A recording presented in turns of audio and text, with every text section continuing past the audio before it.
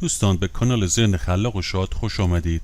در این ویدیو می‌خواهیم در رابطه با گیاهان مفید برای معده درد و نفخ معده و اینکه چه دمنوش‌هایی برای معده مفید میباشه ویدیو رو برای شما تهیه کردیم که امیدوارم اون رو لایک کنید، با دیگران به اشتراک بگذارید و همینطور از دیگر ویدیوهای کانال ما هم دیدن کنید.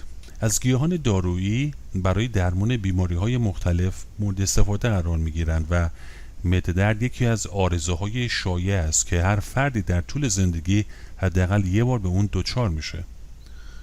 باید گفت که درد معده، سوزش معده، ترش کردن معده، هضم غذا، رفلکس معده، استفراغ، بی‌اشتهایی از مشکلات معده درد میباشه که با مصرف چند گیاه دارویی میتوان این عارضه‌ها را تسکین داد.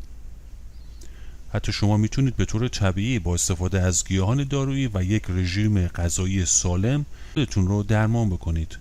بنابراین آشنایی با گیاهان دارویی برای معده سودمند و ضروری است، زیرا که این گیاهان دارویی مانند داروهای شیمیایی عوارض جانبی ندارند. در این قسمت سعی کردیم بهترین گیاهان مناسب رو برای معده شما توضیح بدیم. اولین گیاه وارنگبو هست. گیاه وارنگبو گیاهی است معطر و علفی چند ساله که به اشکال مختلف از قبیل اسانس، عصاره روغنی، روغن، پماد، کمپرس و دم کرده مورد استفاده قرار میگیره. اسانس این گیاه در آرام کردن درد معده با منشأ عصبی، استفراغ‌های دوران بارداری، درمان نفخ معده و روده و رفلاکس معده موثره. استفاده از گیاه وارنگبو عوارض جانبی نداره، اما در صورتی که با گیاهان دیگه استفاده بشه ممکنه سبب حساسیت پوستی بشه، مانند خارش پوستی. گیاه بعدی آلووراست. عصاره‌های آلوورا به کاهش تحریک حاصله از برگشت اسید معده و هضم غذا کمک کرده و برای کاهش درد، بیماری رفلاکس التهاب معده بسیار مفیده. سعی کنید ژل یک برگ آلووره را با استفاده از یک قاشق بیرون بیارید، اونو با یک فنجان آب ترکیب بکنید. همچنین میتونید هر گونه آب میوه و یا عسل و چای رو به این مخلوط اضافه کرده و هر روز یا یک روز در میون پیش از غذا بنوشید. گیاه بعدی شیرین بیانه. قسمت مورد استفاده شیرین بیان ساقه‌های زیرزمینی و ریشه‌های گیاهیشه. شیرین بیان با یک ماده ژل مانند معده رو پوشش میده و از بافت معده محافظت میکنه و برای رفلاکس معده، التهاب معده، ورم معده و زخم معده بسیار مفیده. این شیرین بیان دارای خاصیت ضد عفونی است و به درمان و جلوگیری از عفونت هم کمک میکنه. ریشه شیرین بیان رو میتونید به صورت چای و حتی قرص پیش از غذا مصرف کنید. گیاه بعدی سنبل خطاییه. سنبل خطایی گیاه دارویی است که ریشه، میوه و دانه‌های آن خواص دارویی بسیاری داره و در بهبود نشانه‌های رفلاکس معده مفیده. عصاره اون رو میتونید با عصاره سیر و هویج و رازیانه مخلوط کنید و 3 بار در روز هر بار 1 میلی گرم از آن استفاده کنید. گیاه بعدی بابونه است. بابونه یکی از مؤثرترین گیاهان دارویی برای معده است. گل بابونه سبب کاهش التهاب معده، بهبود زخم معده، ورم معده و سردی معده میشه. طرز مصرف اون به این صورته که یک لیوان چای غلیظ بابونه را درست کنید و در هنگام صبح ناشتا چای را بنوشید و همچنین میتونید این چای را همراه با نبات یا لیمو ترش هم استفاده کنید تا با عوامل عفونتزا در دستگاه گوارش هم مبارزه کنه. و یا حتی دانه‌های رازیانه را هم میتونید به سالاد خود اضافه کرده و میل کنید. گیاه بعدی جلبرگ دریایی فوکوس است.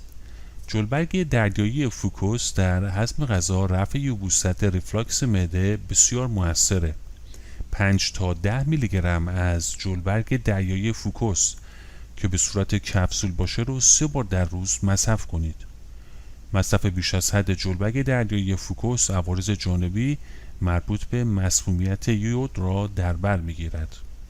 گیاه بعدی خار مریمه. برای درمان موقتی سوزش سر در و رفلاکس اسید معده استفاده میشه.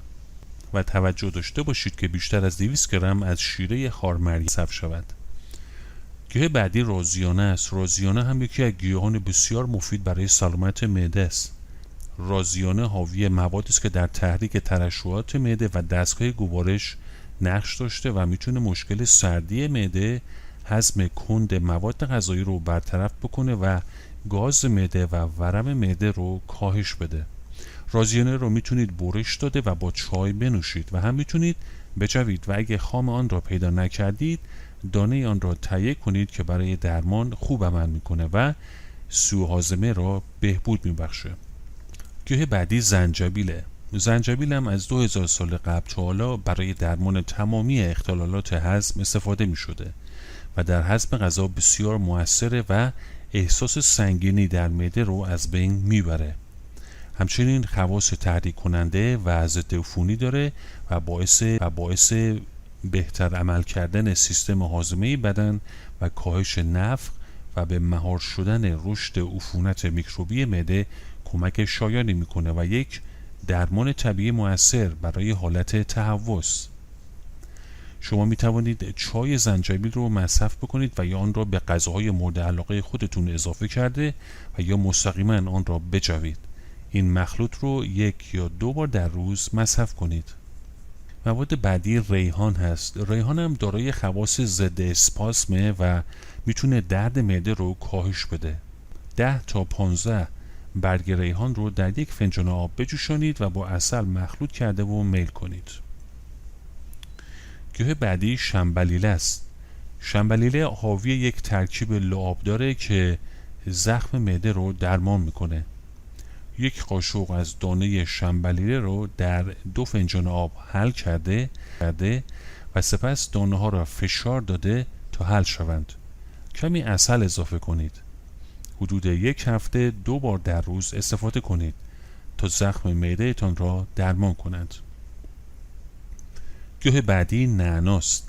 نعنا یک گیاه دارویی طبیعی محسوب میشه و استفاده از برگ‌های پرخاصیت نعنا که طبع گرم و خشکی داره برای سردی معده، نفخ و درد معده، کاهش اسید معده و درمان حالت تهوع دارویی بی‌نظیر است و همچنین اشتها را تحریک می‌کند. نعنا را هم می‌توانید بجوید و هم می‌توانید چای نعنا را برای خود درست کرده و بنوشید. به طور طبیعی شما میتونید با استفاده از این داروهای گیاهی مناسب برای معده و یک رژیم غذایی سالم مشکلات معده خودتون رو درمان بکنید. دوستان، از شما تا این ویدیو با ما بودید. لطفاً این ویدیو رو به اشتراک بگذارید، اون رو لایک کنید، عضو کانال ما بشید و همچنین از دیگر ویدیوهای کانال ما هم بازدید کنید. امیدواریم که همیشه شاد و سلامت باشید.